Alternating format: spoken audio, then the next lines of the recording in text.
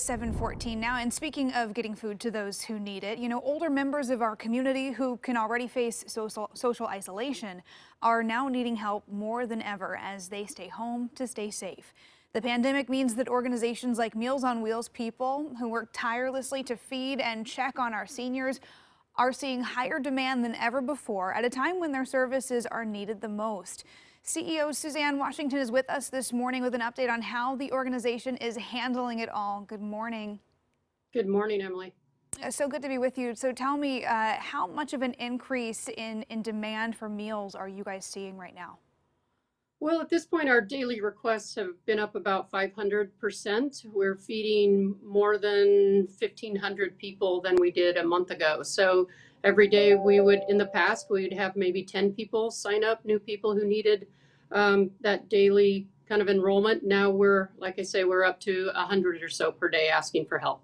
Gosh, and all of that coming at a time when you had to close all of your public dining rooms. I know there are, places where you would typically be serving seniors meals where they could come and socially gather. That can't happen right now. So how has that kind of changed the ways in which you're getting food out to people? That's been an amazing change. One, just because we've had to change the way we do business and how many volunteers we need to get the food to the people in their homes. But it also puts seniors at greater risk of isolation, which is one of the worst things we can do for our older population. So going from having congregate diners where they get out of their homes and get to talk and meet and socialize and be with people, now they're in their homes, and we've also had to do a no contact delivery so our volunteers don't get to say hello, give hugs, and really have those kind of one-on-one chats in close proximity like they used to. So that makes it doubly hard. Right, they're having to just kind of hang bags of meals on the door handles, right? And maybe you get a little wave and have a conversation across the front lawn. Exactly. We're hoping that there's a screen door between us and them, and we step back 10 feet or more, and exactly, you don't get to shake hands and hug. You got to really stay back and keep that distance. And we've had to deliver fewer times a week to those folks, so we're just to reduce their exposure to the virus. So we're also doing wellness checks every day, and we've started a volunteer friendly chatting program, which is helping to reduce that isolation as well. Oh, that's great. I know it's tough. Hopefully only temporary here, as we try to keep people safe.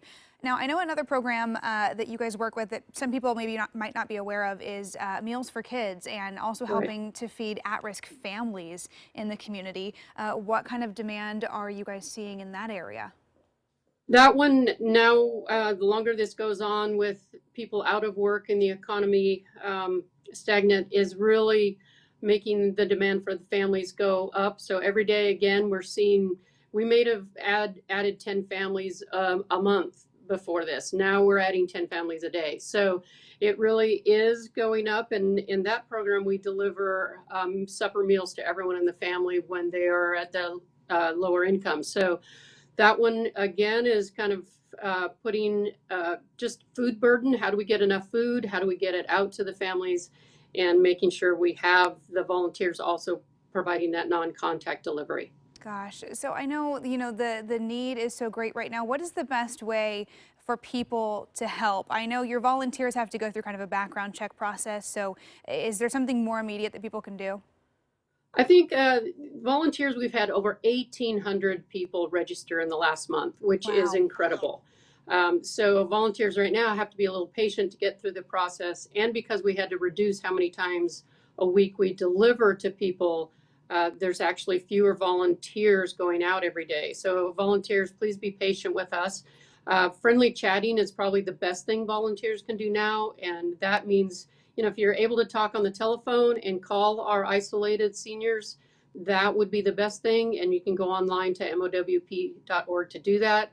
We also still need donations to make sure we're buying extra food. We're providing more food than usual because seniors and families are not able to get other sources like they may have before. So we're doubling up on a lot of the food and giving extra protein and things they may not have been able to or may not have needed before.